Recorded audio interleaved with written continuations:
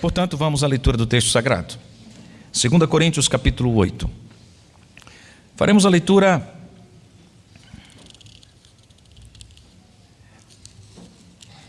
do capítulo todo, até o 24. Também, irmãos, queremos que estejam informados a respeito da graça de Deus que foi concedida às igrejas da Macedônia, porque, no meio de muita prova de tribulação, manifestaram abundância de alegria, e a profunda pobreza deles transbordou em grande riqueza de generosidade. Porque posso testemunhar que, na medida de suas posses, e mesmo acima delas, eles contribuíram de forma voluntária, pedindo-nos com insistência a graça de participarem dessa assistência aos santos. E não somente fizeram como nós esperávamos, mas, pela vontade de Deus, deram a si mesmos, primeiro ao Senhor, depois a nós. Isto nos levou a recomendar a Tito, que, assim como havia começado, também completasse esta graça entre vocês. Mas como em tudo vocês manifestam abundância, na fé, na palavra, no saber, em toda dedicação e em nosso amor por vocês, esperamos que também nesta graça vocês manifestem abundância. Não digo isto na forma de mandamento, mas para provar se o amor de vocês é sincero, comparando-o com a dedicação de outros. Pois vocês conhecem a graça do nosso Senhor Jesus Cristo, que, sendo rico, se fez pobre por amor de vocês, para que, por meio da pobreza dele, vocês se tornassem ricos. E nisto dou a minha opinião. Convém que vocês façam isto. Vocês que desde o ano passado começaram não só a fazer, mas também a querer. Terminem agora a obra começada, para que, assim como mostraram boa vontade no querer, assim também completem essa obra, dando de acordo com o que vocês têm. Porque, se há boa vontade, a oferta será aceita conforme o que a pessoa tem, e não segundo o que ela não tem. Não se trata de fazer com que os outros tenham alívio e vocês tenham sobrecarga, mas para que haja igualdade. Neste momento, a abundância de vocês, que vocês têm, supre a necessidade deles, para que a abundância deles venha suprir a necessidade que vocês vierem a ter. Assim haverá igualdade, como está escrito: quem recolheu muito, não teve demais, e o que recolheu pouco, não teve falta. Mas graças a Deus, que pôs no coração de Tito a mesma dedicação que temos por vocês. Ele atendeu ao nosso apelo e, mostrando ser muito dedicado, partiu voluntariamente para encontrar-se com vocês. E com ele estamos enviando o irmão cujo louvor no Evangelho está espalhado por todas as igrejas. E não só isto, mas ele também foi eleito pelas igrejas para ser nosso companheiro no desempenho desta graça ministrada por nós, para a glória do próprio Senhor e para mostrar a nossa boa vontade. Queremos evitar, assim, que alguém nos acuse por causa desta generosa dádiva administrada por nós, pois cuidamos para fazer o que é correto, não só diante do Senhor, mas também diante das pessoas. Com eles, estamos enviando o nosso irmão, cujo zelo já pusemos à prova em muitas ocasiões e de muitas maneiras, e que agora se mostra ainda mais zeloso pela grande confiança que deposita em vocês. Quanto a Tito, é meu companheiro e cooperador entre vocês. Quanto aos nossos irmãos, são mensageiros das igrejas e glória de Cristo. Por isso, diante das igrejas, comprovem o amor de vocês e confirmem o orgulho que temos de vocês na presença desses homens. Amém. Policarpo foi um dos mártires cristãos mais significativos do segundo século. A história diz que ele foi discípulo do apóstolo João, vivendo ali aproximadamente entre os anos 69 e 155 depois de Cristo. Também ele foi pastor em Esmirna, bispo em Esmirna. Esmirna, o que é hoje chamada de Izmir, na atual Turquia. Policarpo escreveu uma carta aos cristãos em Filipos. Esta é uma das poucas obras de sua autoria que sobreviveram até os nossos dias atuais. Esta é uma carta de grande valor para os historiadores, porque, ademais de citar Paulo nessa carta, ele tem o mesmo discurso afinado do apóstolo Paulo, exortando a igreja daquela época. Em um trecho da carta, Policarpo revela seu pesar em relação a um presbítero da igreja em Filipos, que ele chama de Valente. Nós não sabemos exatamente o que aconteceu, nas linhas mais detalhadas, mas nós sabemos qual foi o problema central de Valente, que provoca em Policarpo a necessidade de exortação, de usá-lo como exemplo para a igreja toda. Deixe-me citar esse trecho da carta. Estou muito triste a respeito de Valente, que por algum tempo foi presbítero entre vós, por ele ter ignorado dessa maneira o cargo que lhe foi dado. Por isso vos advirto, para que vos abstenhais da avareza e sejais castos e verazes. Abstende-vos de todo mal. De fato, quem não pode governar a si mesmo nessas coisas, como pode exortar os outros? Ele está falando da avareza. Se alguém não se abstiver da avareza, será contaminado pela idolatria e será considerado como um dos pagãos que ignoram o julgamento do Senhor. Ou não sabemos que os santos julgarão o mundo, como ensina Paulo? Quanto a mim, não percebi, nem ouvi nada disso a vosso respeito. No vosso meio trabalhou o bem-aventurado Paulo, vós que estáis no início de sua carta. De fato, ele se gloria de vós em todas as igrejas que na época eram as únicas que conheciam a Deus. Nós ainda não o conhecíamos. Portanto, irmãos, fico muito triste por causa dele, isto é, de Valente e de sua esposa. Que o Senhor conceda a eles uma verdadeira penitência. Sede, portanto, moderados também vós a esse respeito, e não os considereis como inimigos, mas chamai-os de volta como membros sofredores e desgarrados, para que salveis todo o vosso corpo. Agindo dessa maneira, estareis edificando a vós mesmos.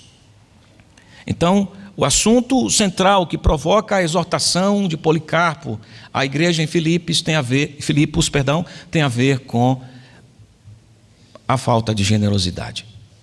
Dito de outro modo, com a avareza.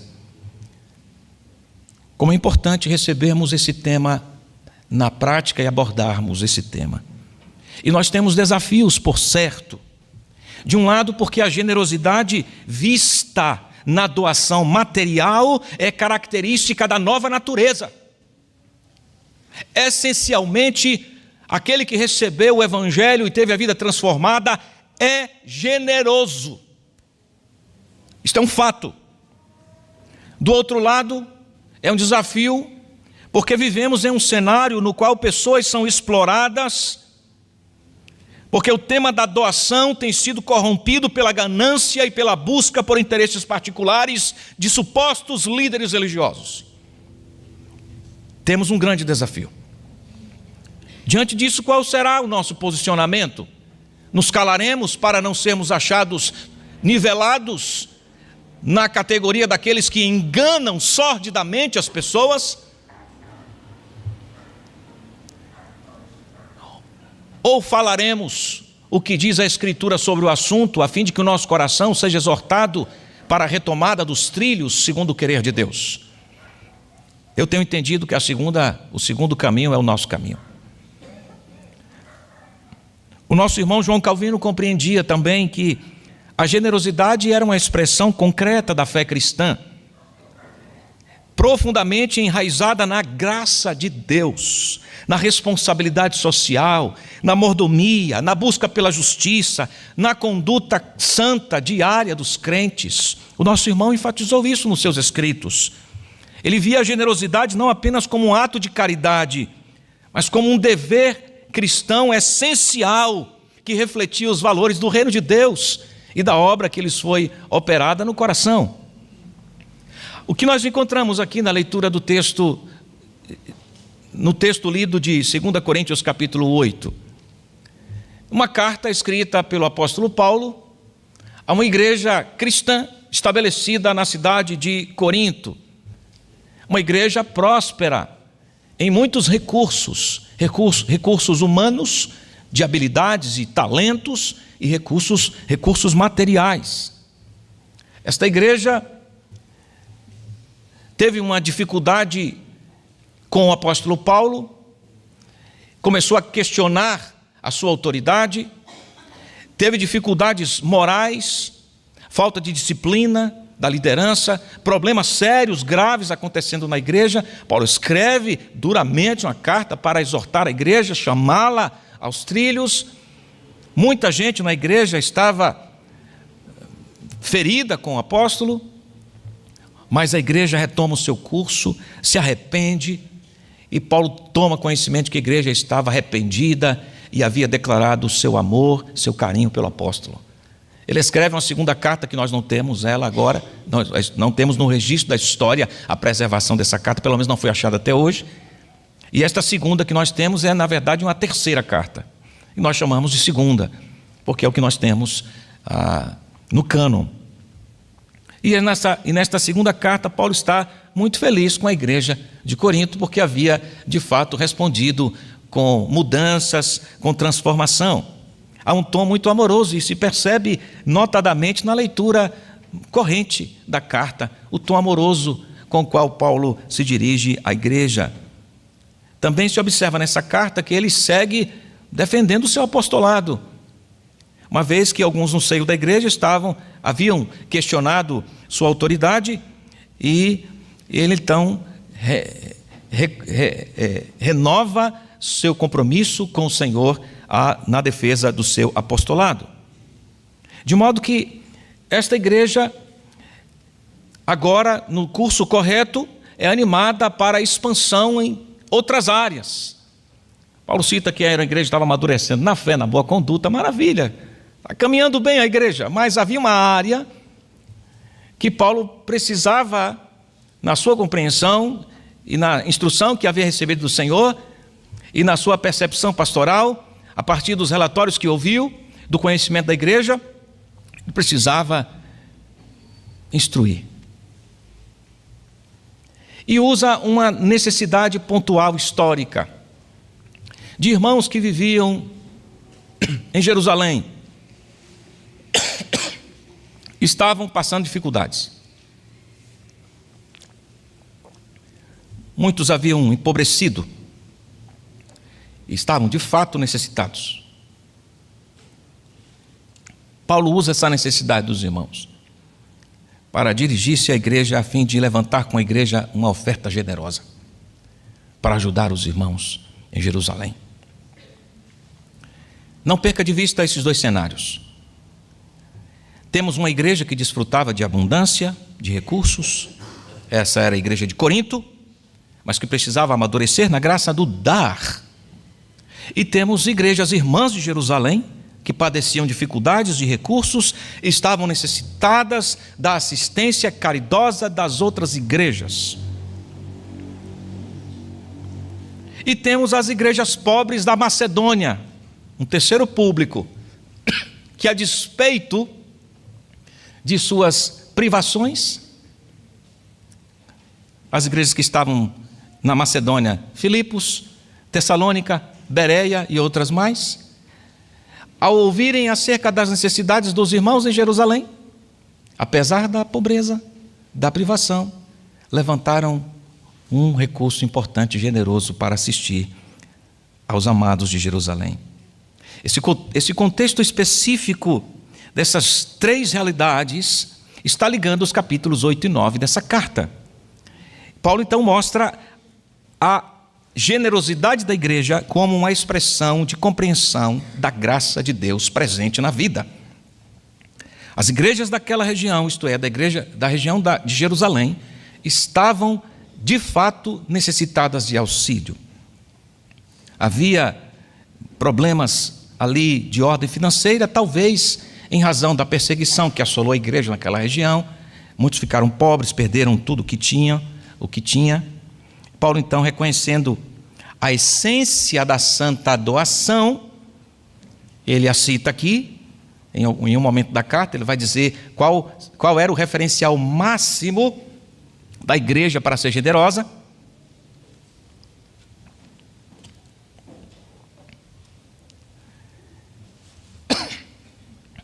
Propõe aos irmãos que eles levantem uma oferta, uma coleta, que ele chama aqui, entre as igrejas gentílicas, para ajudar irmãos judeus em Jerusalém. Está pedindo ajuda à igreja de Corinto. Isso está claro no capítulo 8, por isso fizemos questão de ler o capítulo todo. Então, o que chamamos aqui nesta noite para a nossa edificação de a graça para a generosidade abundante é qualificada expressamente no texto contando essa história. A graça para a generosidade abundante, em primeiro lugar, excede as circunstâncias limitantes. Excede as circunstâncias limitantes.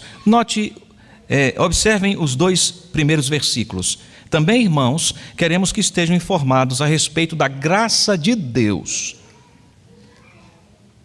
A informação aqui, a averiguação aqui da presença do que foi operado relacionado ao caráter de Deus para a igreja, que vai estimulá-la a dar o entendimento da graça de Deus. Queremos que estejam informados a respeito da graça de Deus que foi concedida às igrejas da Macedônia. Nós temos então a igreja de Corinto, rica. Nós temos a igreja de Jerusalém, os nossos irmãos, que passaram uma situação de pobreza. E nós temos as igrejas da Macedônia, que eram igrejas muito limitadas em recursos materiais, mas muito simples, tinha em comparação com Corinto. Então Paulo escreve para Corinto e diz: eu queria lembrar para vocês o exemplo das igrejas da Macedônia. Porque no meio de muita prova de tribulação, manifestaram abundância de alegria. E a profunda pobreza deles transbordou em grande riqueza de generosidade. O que é evocado aqui? A generosidade das igrejas da Macedônia, que excedeu as circunstâncias limitantes. Observe os paralelos existentes no texto. Os contrastes no meio de muita prova de tribulação. Por um lado, eles manifestaram, completem. Já viu aquele exercício que você faz a ligação das colunas? 2 colunas e você relacionem comigo. De um lado, muita, digam comigo. Misericórdia, mas desse jeito aí, nem muita nem pouca. Vamos lá, de novo, fique em pé. Fique em pé. A criança está chorando porque vocês estão fraquinhos. Vamos lá. Muita prova de tribulação. Se relaciona com manifestação de abundância de alegria. A outra chave da outra coluna. E a profunda pobreza deles se relaciona com grande riqueza de generosidade. Gravaram? Sentem-se que depois eu vou perguntar no final do culto. Perceberam a relação? O que seria natural aqui? O que seria natural? O que seria natural seria o seguinte: muita prova de tribulação, abundância de tristeza. Não é? A pessoa está no meio do furacão, é uma prova atrás da outra. O que é comum? O que seria comum? Tristeza, abatimento, angústia, não é? Por outro lado, profunda pobreza. O que seria natural? Não tenho como ser generoso, não. Você não está vendo o que eu estou passando? Como é que eu vou ser generoso? Se sequer eu tenho um punhadinho de farinha em casa, a conta de água já vieram cortar. E quando eu vejo, como é que chama a companhia? Enel, né? Enel, né? É Enel ou Enel? Enel. Enel. Quando eu vejo um carro da Enel, chega as tripas, faz um rebuliço aqui. Porque tem 4 meses que eu não pago a conta de energia. Quando eu vejo os cabritos de lá vindo, meu Deus, é hoje, vou ficar sem Netflix. Já ficou faz tempo. Como é que eu vou contribuir? Só que não é isto que a gente vê aqui no texto. Profunda pobreza, abundância de generosidade. Quanto mais não tenho, mais sou generoso. Que negócio é esse, gente? Que conta é essa? Aí você que é contador vai dizer para mim assim, pastor, essa conta não fecha. No reino de Deus fecha. No reino de Deus fecha sim. E a questão aqui não está em quantidade. Está na disposição para a generosidade. Então, para de ficar dizendo eu não tenho, não tenho, não tenho, não tenho. Para de ficar justificando sua leniência para entender o assunto que é graça de Deus e privilégio ser, doar, entregar, ser generoso. Entendemos então por que, por exemplo, Policarpo escreve na sua carta chamando a atenção da igreja a partir de um exemplo negativo de um presbítero valente, para dizer que ele foi avarento e não generoso, juntamente com a sua esposa. Então nós temos aqui uma aplicação breve e que desperta o nosso cuidado. Irmão, casado, abençoado, se você for avarento, sua esposa lhe acompanha, viu? Sua esposa, você dá tchau assim, a esposa também dá tchau assim. Tá bom? Se você é generoso, a esposa lhe acompanha. Vice-versa. Aqui, a graça é o ponto-chave para entender por que eu sou generoso. O que é graça, irmãos? Esse é um movimento que vem de lá para cá. Quem eu era, logo eu, um pobre pecador, logo eu. Isso é graça, meu povo. Essa graça me visitou, de modo que tudo que eu tenho e sou, eu entrego para o serviço, para Ele, para o auxílio dos necessitados. E aqui os necessitados estavam na igreja. Portanto, a graça para a generosidade abundante excede as circunstâncias limitantes. Paulo usa o exemplo dos crentes macedônios para estimular a igreja rica em Corinto, para dizer assim, não há desculpas para não ser generoso.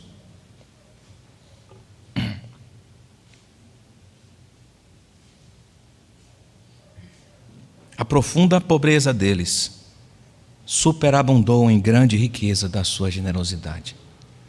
Superabundou. Não é uma questão de equalizar aqui os níveis, né? É questão de sobrepor, ultrapassar.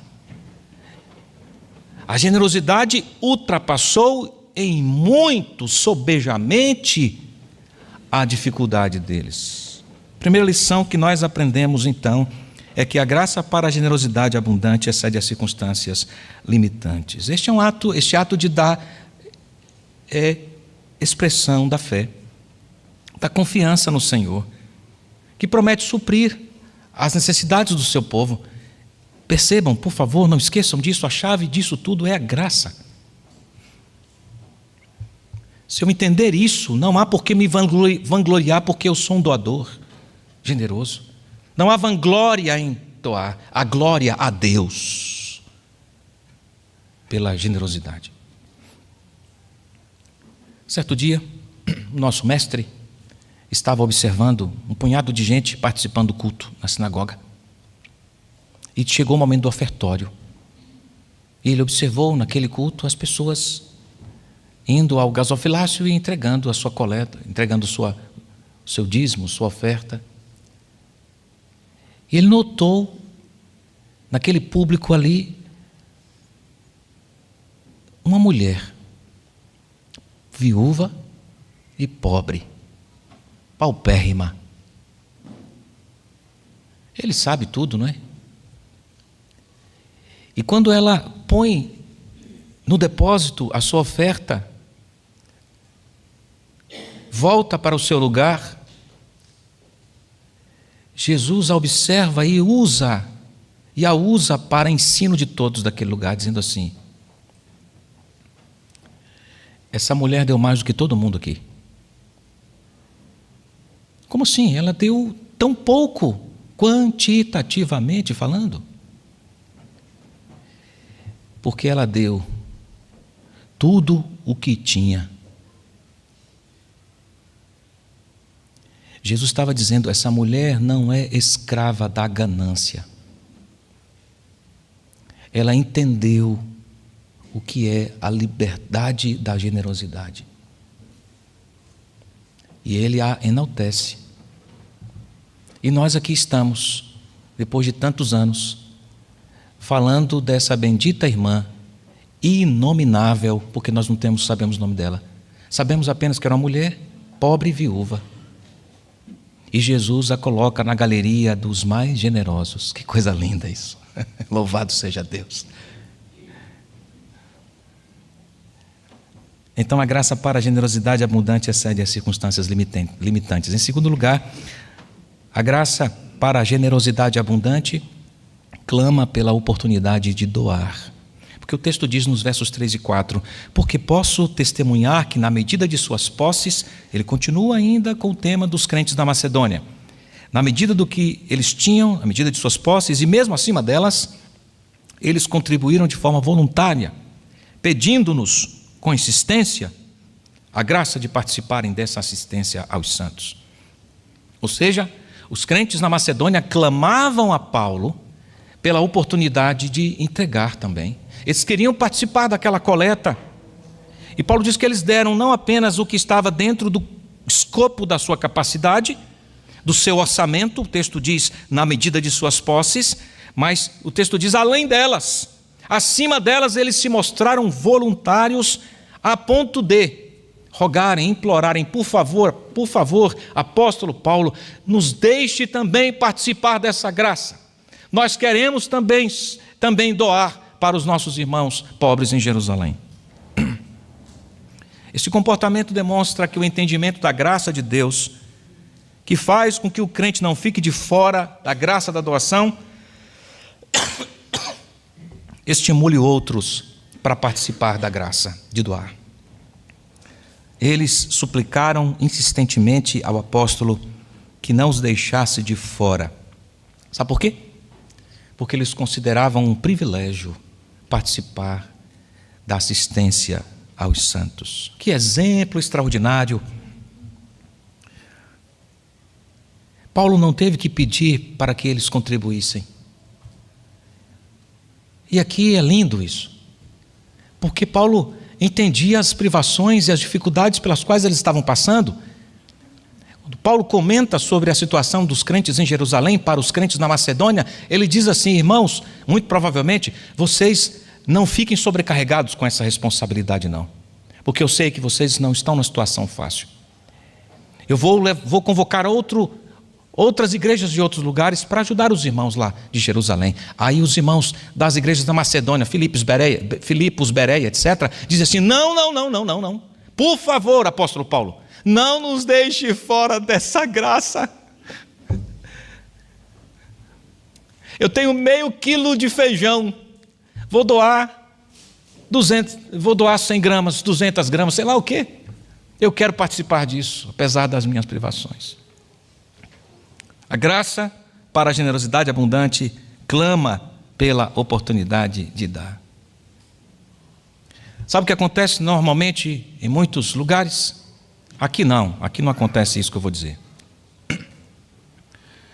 Quando a gente tem desafios e projetos, estabelece, ora e apresenta a igreja e diz: irmãos, é o seguinte, vocês vão ter que meter a mão no bolso. Cada um vai ter que dar mais do que está dando, porque senão a gente não consegue comprar essa bancada para a igreja. Porque senão a gente não consegue colocar os estofados aí que os velhinhos estão clamando há mais de 2 anos. Não vão ter condições de colocar os estofados aí. Porque senão a gente não consegue colocar o ar-condicionado aqui, que no calor está todo mundo aqui dizendo: vamos fugir desse lugar, baby. Não dá. Então a gente vai ter que fazer alguma coisa aqui. Pastor, eu tenho lá 2 pares de sapato em casa, eu acho que eu vou vender um. Está novinho para doar.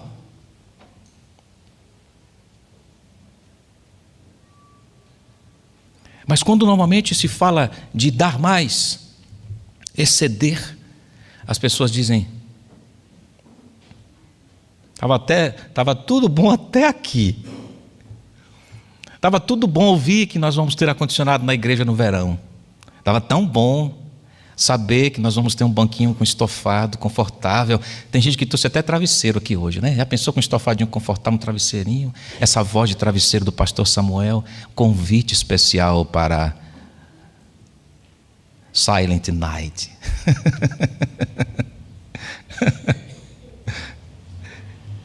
Mas aí o pastor disse que sou eu que vou ter que contribuir. Aí não. Isso não acontece aqui, graças a Deus. Eu espero que não. Mas normalmente esse é um assunto polêmico quando se depende da igreja para a doação material. E aqui nós somos colocados num estreito. Estamos numa encruzilhada aqui, viu? Porque é o seguinte: o entendimento da graça de Deus nos demanda generosidade. Se você foi agraciado pela obra do Senhor, vestiu-se da graça de Deus, você não tem como não ser generoso. E generosidade aqui, necessariamente, tem a ver com exceder nossas possibilidades, está certo? Generosidade aqui tem a ver com ultrapassar os nossos limites de recurso. No contexto aqui, generosidade está apontando para abundantemente além das minhas condições. É isto aqui. Ou nós não entendemos a graça de Deus, não nos vestimos com a graça de Deus e, portanto, seremos avarentos. Em terceiro lugar, a graça para a generosidade abundante reflete a doação do coração ao doador. Porque eu falei que isto aqui é uma encruzilhada, é uma bifurcação. Você tem que tomar uma decisão aí. Porque a maneira como dou, como entrego, como sou generoso, revela, escute isso. Onde está o meu coração? A quem o entreguei? Veja o texto 5. E não somente fizeram como nós esperávamos, mas pela vontade de Deus, ele continua com o assunto dos crentes da Macedônia. Deram a si mesmos. Primeiro, completem. Ao Senhor, depois a nós. Escutem aqui. Qual é o assunto aqui? Uma coleta de ofertas que seria feita para assistir os irmãos pobres em Jerusalém. O assunto tem a ver com coisas materiais. Um recurso material que a igreja deveria mandar para lá. Igrejas estavam fazendo isto. A igreja de Corinto precisava entrar nessa barca da graça, minha gente. Era um privilégio. Esse é o assunto. Agora vem Paulo e fala que aquele ato de entrega material revelava entrega espiritual. Eles se entregaram primeiro ao Senhor, depois, não tem ninguém dormindo aí não, né? Depois a nós. O que isso significa? Que não há nada na vida do crente, e os recursos materiais não estão fora disso, que não indique adoração, que não deva nos remeter em adoração a Deus. Tudo na vida do crente passa pela entrega do seu coração a Deus. Então Graça para a generosidade abundante reflete que o nosso coração pertence ao Senhor. Quem governa a nossa vida? O medo de perder o emprego? O trabalho? O que governa a nossa vida? O dinheiro? A saúde? O que governa a nossa vida? Não há gesto que seja apresentado a Deus em sinceridade e verdade que Deus não receba com graça. Até mesmo a mais singela oferta entregue. A doação dos macedônios refletia a entrega dos seus corações. E pelo contexto, você não pode imaginar que foi uma oferta quantitativamente representativa, assim, uau, um montante significativo. Não foi. Pela condição dos irmãos. Mas era tudo o que eles tinham. Então, como ato de generosidade, ato de adoração, Deus recebe plenamente.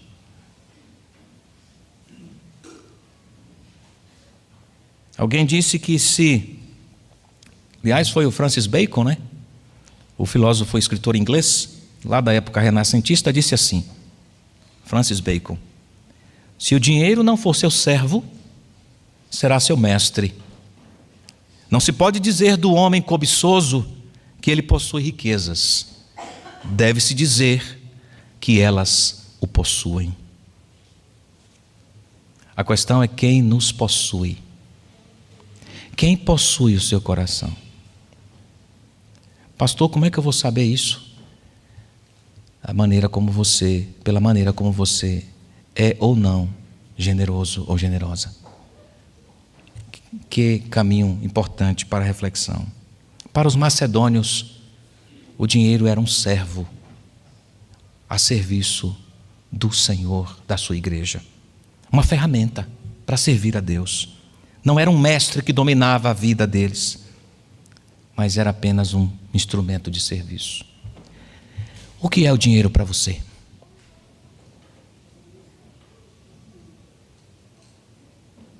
Está incomodando falar disso? O que é o dinheiro para você? Para os irmãos macedônios e para a igreja em Corinto, que deveria aprender com exemplo, o dinheiro era revelação do coração, possuído por Deus. Em quarto lugar, a graça para a generosidade abundante ensina outras pessoas apontando para Cristo Jesus. Veja o versículo 6 até o versículo 9. Isto nos levou a recomendar a Tito que, assim como havia começado, também completasse esta graça entre vocês. Mas como em tudo vocês manifestam uma abundância, isto é, vocês estão crescendo na fé, na palavra, no saber, em toda a dedicação e nosso amor por vocês, esperamos que também nesta graça vocês manifestem abundância. Qual graça? Que eles deveriam manifestar abundância, que Paulo está dizendo aqui? Do doar. Não digo isto na forma de mandamento, mas para provar se o amor de vocês é sincero. Comparando-o com a dedicação de outros. Quem eram os outros aqui? Que Paulo usa para comparar o coração dos coríntios? Os macedônios. Pois vocês conhecem a graça do nosso Senhor Jesus Cristo, que sendo rico se fez pobre por amor de vocês, para que por meio da pobreza dele vocês se tornassem ricos. O bom testemunho dos macedônios de generosidade provocou um santo efeito cascata. A igreja que estava sendo desafiada a ser generosa, recebe a exortação, o exemplo, o testemunho dos irmãos, que fizeram o que fizeram porque estavam olhando para o exemplo supra-sumo de generosidade, que é apontado aqui no texto, no versículo 9, onde Paulo respalda o testemunho deles, dizendo: vocês conhecem o que nos move a dar. Vocês conhecem qual é o exemplo de generosidade absoluto. Jesus Cristo, que sendo rico, se fez pobre, para que vocês, pobres, fossem feitos ricos. Abnegação sacrificial, entrega absoluta. Então os irmãos da Macedônia estavam olhando para Jesus Cristo nesse ato abnegado de entregar. E a igreja em Corinto é redarguida, é chamada, exortada para também olhar para Jesus Cristo, para se lembrar disso. Vocês sabem, Paulo diz aos coríntios, vocês sabem o que deve mover o nosso coração para a doação? O exemplo de Jesus Cristo. E depois, Paulo mesmo fala de Tito. Olha só no verso 5, o apóstolo escreveu, capítulo 8, versículo 5, eles entregaram-se primeiramente ao Senhor e depois a nós pela vontade de Deus, a disposição para dar acompanhada de crescimento espiritual. A igreja em Corinto estava mostrando sanidade em várias áreas, e Paulo lembra dessas áreas aqui no verso 7. Mas ainda não estava plena, precisava aprender o assunto da generosidade. Por isso ele diz no verso 8, eu não digo isto na forma de mandamento, mas para provar se o amor de vocês é sincero, comparando com a dedicação de outros. A generosidade dos crentes deve ser um reflexo dessa mesma graça e amor sacrificial de Cristo Jesus. Ao serem generosos, os coríntios não apenas estariam ajudando os necessitados, mas estariam demonstrando o caráter de Cristo Jesus, ensinando e estimulando outros a fazer o mesmo. Porque foi assim com os macedônios. A obediência, o entendimento da graça, a devoção, a generosidade dos macedônios chega em Corinto, estimula a igreja, e a igreja de Corinto aprende, é estimulada, é ensinada, olhando para Cristo. Então a graça para a generosidade abundante ensina outras pessoas apontando para Cristo Jesus. Em último lugar, a graça para a generosidade abundante incentiva a reciprocidade. Veja verso 10. E nisto dou a minha opinião. Convém que vocês façam isto. Vocês que desde o ano passado começaram não só a fazer, mas também a querer. Parece-nos aqui que a igreja, em seu primeiro momento, atendeu o desafio, mas não sabemos por qual razão, parece que a igreja pausou esse tema da generosidade. Então Paulo diz, esse não é um assunto novo para vocês. Vocês começaram, vocês quiseram e começaram. Mas eu peço que vocês terminem. 11. Terminem agora a obra começada, para que assim como mostraram boa vontade no querer, assim também completem essa obra dando de acordo com o que vocês têm. Porque se há boa vontade, a oferta será aceita conforme o que a pessoa tem e não segundo o que ela não tem. Não se trata de fazer com que os outros tenham alívio e vocês tenham sobrecarga, mas para que haja igualdade. Neste momento, a abundância que vocês têm supra a necessidade deles, para que a abundância deles venha a suprir a necessidade que vocês vierem a ter. Assim haverá igualdade. Como está escrito, quem recolheu muito não teve demais, e o que recolheu pouco não teve falta. Qual é o princípio reiterado por Paulo aqui? O princípio da equidade. Notamos mais uma vez que a instrução bíblica diz respeito à disposição, à motivação e à ação para doar mais do que o valor da doação. Porque Paulo diz, eu não quero que vocês passem privação e enquanto eles estejam bem. O desejo é que haja equidade, igualdade, princípio de igualdade, onde aqueles que têm abundância podem compartilhar com aqueles que estão em necessidade, para que estes que estão em necessidade, supridos, também assistam os outros que estão abundantes em áreas e em outras não. O que nós encontramos aqui? Esta recíproca ação da graça de Deus. Por quê? Observe aí o que diz o versículo 16. Graças a Deus que pôs no coração de Tito a mesma disposição para que temos por vocês. Ele atendeu ao nosso chamado, ao nosso apelo, e mostrando ser muito dedicado, partiu voluntariamente para encontrar-se com vocês. Parece que Paulo encerrou o tema da generosidade, né? Ô leitor da Bíblia, está escutando o que eu estou dizendo? Parece que o assunto aqui é outro, não é?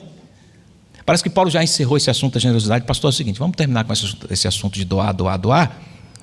Vamos falar de outra coisa? Vamos falar de Tito. Vamos falar de Tito. Tito é o seguinte, Tito, quero falar sobre vocês de Tito. Mas ele não mudou o assunto, não.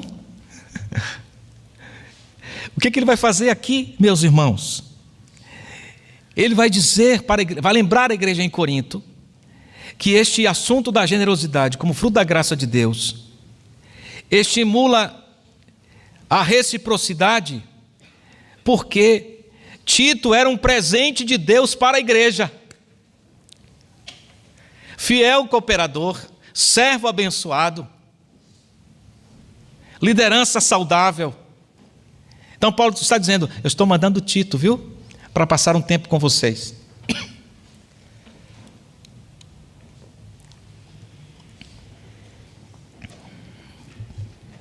Quem é Tito mesmo? Quem foi Tito mesmo? Observe aí. 17. Ele atendeu ao nosso apelo e, mostrando ser muito dedicado, partiu voluntariamente para encontrar-se com vocês. Como é que ele partiu? Forçado, obrigado. Eu vou porque não tem jeito mesmo, é outra pessoa. Não tem, Paulo mandou, né? Tem que ir, não é? Afinal de contas é Paulo que está mandando. O que é que eu vou falar? Vou falar não para Paulo? Não. Como foi que ele partiu? Como foi que a igreja da Macedônia entregou? Voluntariamente. Para encontrar-se com vocês. E com ele estamos enviando o irmão cujo louvor no evangelho está espalhado por todas as igrejas. Não foi só não, tinha outro companheiro aí, que não é nominado aqui.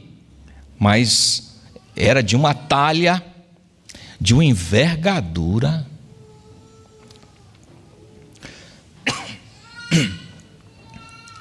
E não só isto, mas ele também, esse irmão que não é nominado, foi eleito pelas igrejas para ser nosso companheiro no desempenho desta graça ministrada por nós. Tem o respaldo da igreja, a igreja o elegeu para me acompanhar nessa tarefa. Então é uma pessoa muito confiável, para a glória do próprio Senhor e para mostrar a nossa boa vontade. Queremos evitar assim que alguém nos acuse por causa dessa generosa dádiva administrada por nós. Pois cuidamos para fazer o que é correto não só diante do Senhor, mas também diante das pessoas. Com eles estamos enviando nosso irmão, cujo zelo já pusemos à prova em muitas ocasiões e de muitas maneiras, e que agora se mostra ainda mais zeloso pela grande confiança que deposita em vocês. Quanto a Tito, é meu companheiro e cooperador entre vocês. Quanto aos nossos irmãos, são mensageiros das igrejas e glória de Cristo. Por isso, diante das igrejas, comprovem o amor de vocês e confirmem o orgulho que temos de vocês na presença destes homens. Paulo está dizendo o seguinte: irmãos, vocês têm cooperado, peço que vocês dilatem na generosidade, sejam mais abundantes. Olhem o exemplo dos crentes na Macedônia, que olhando para Jesus, foram abundantes na generosidade, a despeito das dificuldades e privações. Eles abriram os bolsos e o coração. A abertura do bolso era a revelação da abertura do coração. Porque olha o que é que está acontecendo. Vocês vão assistir esses irmãos. Quando vocês precisarem, esses irmãos vão assistir vocês. Aliás, o Senhor mesmo já tem assistido vocês. A prova é que eu estou mandando 2 soldados com envergadura de soldado de elite.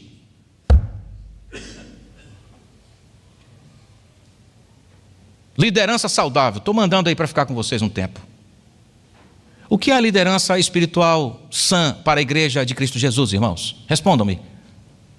O que é para a igreja de Cristo Jesus a liderança espiritual saudável?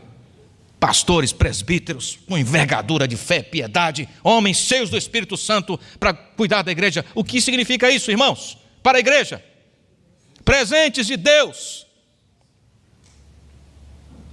A igreja em Corinto contribui e Deus responde mandando gente piedosa, comprometida com o evangelho, com a graça, com a glória, gente provada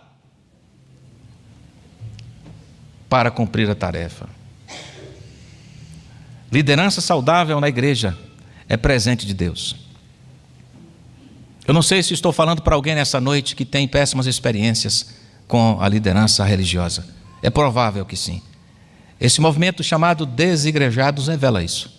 Gente que não está em lugar nenhum.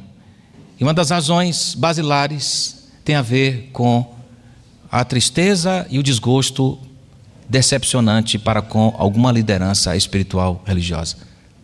Vez por outra, nós encontramos nas mídias escândalos relacionados a ícones religiosos, envolvidos com corrupção, desvio de dinheiro, infidelidade à mulher e por aí vai. As histórias mais esdrúxulas, horrorosas. Mas quando uma igreja tem uma liderança saudável, tem que levantar a mão para o céu e tem que dizer: louvado seja Deus por esse presente que o Senhor nos deu. E a igreja responde dando, entregando. Você que anda falando mal da sua liderança espiritual, viu? Vá fazer umas visitinhas a alguns arraiais aí, você vai dar uma olhadinha lá e veja como a coisa funciona, abençoado. Nunca mais você vai falar mal da sua liderança.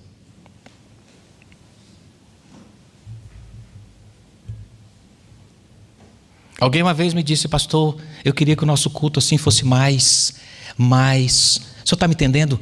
Eu disse: não, mais. Eu queria assim, sabe, pastor, um negócio. Eu falei: mas tem igrejas que tem assim. Eu acho que eu estou entendendo o que você quer dizer, não é? Uma atmosfera mais plus. Vai lá fazer uma visita. Vai lá. Aí foi. Aí voltou. Depois de um mês. Aí, você está de volta. Aí, baixando com a cabeça baixa, né? Ficava ciscando assim, sabe? Ciscando assim. Pois é, pastor. O senhor sabe que eu fui em tal lugar. Pastor, aqui é o meu lugar. O senhor não acredita? 1h30 de música em pé. Não aguento não, isso eu não aguentei. Fiquei com as pernas inchadas. 1h30 só bram no pé do ouvido da gente. Mas não era isso que ela queria? 1h30 só heavy metal no pé do ouvido, meu irmão. É a mesma linha melódica, a mesma letra, 1 hora cantando a mesma frase. Pá. Aí ela disse: eu não sabia o que eu tinha aqui. Então, se há porventura alguém aqui na Igreja Presbiteriana Betel também desejando um pouquinho mais de sei lá o quê, você tem toda a liberdade para ir lá dar uma olhada. E você vai perceber o que é que realmente vale a pena, o que é importante. O que é importante. Pastor, lá eu não consigo nem falar com o obreiro.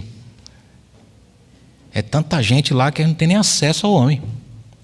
Ele chega lá de helicóptero, depois vai embora. Imagina chegando aqui de helicóptero, né? Com aquele helicóptero no bolso assim, que é pequenininho, que o Joaquim ia ficar doidinho quando desse um helicóptero daquele. Só assim que eu chego aqui de helicóptero, né? Com Hot Wheels. Oi, meus irmãos queridos. Quando a gente é generoso, a gente recebe de volta a generosidade. É esse o ponto. Porque a generosidade incentiva a reciprocidade. Nós, este ano, estamos completando 50 anos de organização. Tantas coisas Deus já nos fez, já nos concedeu por meio da Igreja Presbiteriana Betel, não é? Dos mais antigos aos mais recentes, recém-chegados. Todos nós, em alguma medida, temos recebido bênção de Deus por meio do ministério da Igreja Presbiteriana Betel. Mas o trabalho não acabou aqui. Não termina aqui, a não ser que o Senhor volte nesta noite. Aí termina. Enquanto estivermos aqui e o Senhor não voltar, o trabalho não terminou. E temos desafios muitos. Eu vejo essa igreja com os bancos vazios, mas me aperta o coração.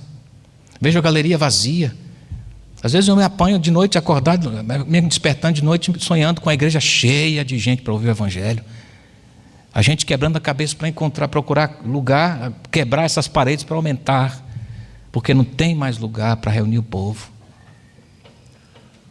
Há muito o que fazer ainda, mas precisamos da declaração sua de que o seu coração pertence a Deus no ato da generosidade. Sua entrega da vida para o serviço. Eles entregaram primeiro de si mesmos ao Senhor. Você precisa se entregar mais, se dedicar mais. E tudo tem a ver com quem é a prioridade na sua vida. Quando nós estabelecemos na régua das ações, como Deus ordena, a gente vai ter a vida equilibradinha. Você vai crescer profissionalmente, fique tranquilo. Mas isso não em detrimento da sua falta de serviço na igreja. Esse tipo de prosperidade não é bíblica, não serve para ninguém. Crescer em uma área e ser acéfalo em outras, isso não é prosperidade. Prosperidade é ver todas as áreas da vida crescendo ao mesmo tempo, concomitantemente, mesmo que devagar. Por que você quer ficar rico rápido? Para quê? Tudo no seu tempo. Porque a nossa prioridade não é ficar rico. Nossa prioridade é gastar a nossa vida para a glória do Senhor, enquanto Ele nos der fôlego de vida aqui. Diga amém. Amém. Fique em pé, vamos orar.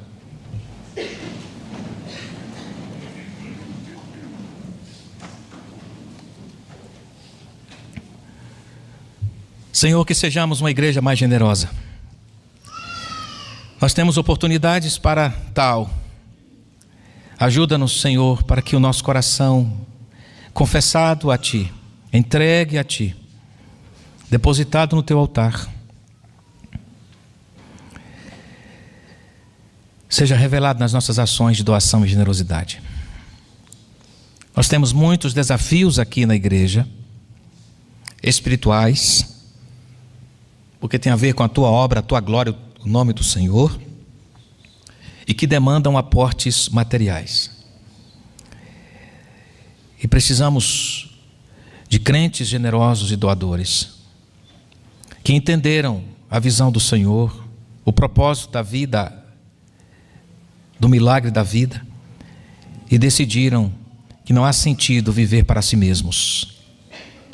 Ó Deus, que essa instrução habite em nosso coração e que possamos replicá-la na prática, sendo nós mesmos, cada um de per si, generoso, para a glória do Teu nome, em nome de Jesus. Amém.